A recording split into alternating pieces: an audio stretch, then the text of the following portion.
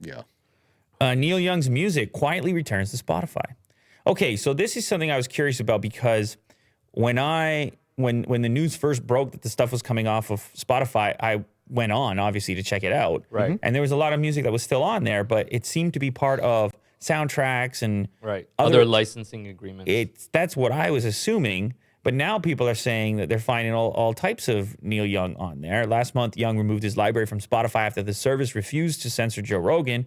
But just a few weeks later, Young's team quietly re-uploaded his music. For real, Spotify chose Rogan, but added that it hoped Young would return soon. Yeah, I remember the tweet. They said, oh, this is really unfortunate. Hopefully we can get things sorted out. Hey, Neil Young, hopefully your music comes back soon. But it was said in such a way like they knew that it would happen at some point. So I wonder contractually how easy it is to pull your music off, get it back on, what these, how these relationships operate, especially for music, which is where there's so many people involved, whether it's labels and agents and agencies and platforms and all the rest of it. So I guess I should just boot up Spotify real quick and see if my Spotify is showcasing the same thing here. I mean, I guess it's really complex. I wonder if like he has control over his music how much as say does he actually have? Well, it seemed like a lot when it first went down, didn't it? Because it went down pretty quickly after the post went up on his website. And even though he may not like it right now, he might not even have a choice in the matter. Neil Young, Complete, Rockin' in a Free World, but that's off of a compilation, Harvest Moon, off the Eat, Pray, Love soundtrack. I mean, it's in here, but it's very strange how it's all maneuvered around there. Neil Young, 100 Best Tracks. Let's see here. Down by the River. This is off his record. It must be owned by other music labels. Oh, careful there. Yeah, no, I know. Don't worry. And like here I see Heart of Gold.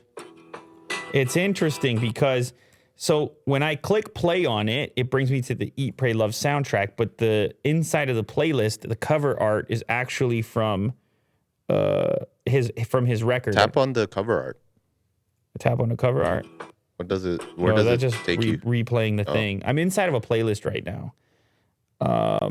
But anyway, it was always weird to me because a lot of his hit tracks were still available.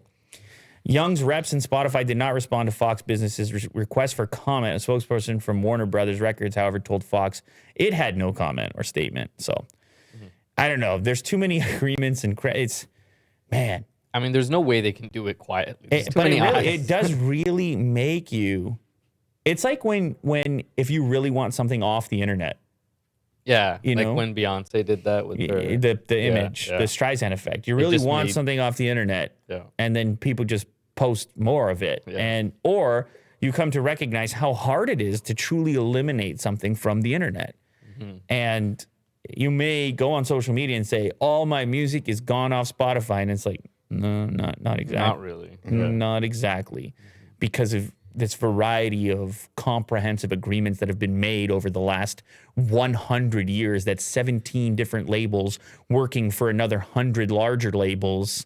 Yeah, all set up, tens of thousands of pages of legal agreements. Yeah. And you're like, I want my music down. And they're like, well, if you look at Section 7B from Article 24, actually, and it's just like, oh, God, I just want to take I'm trying to make a statement, man. Yeah. Good luck.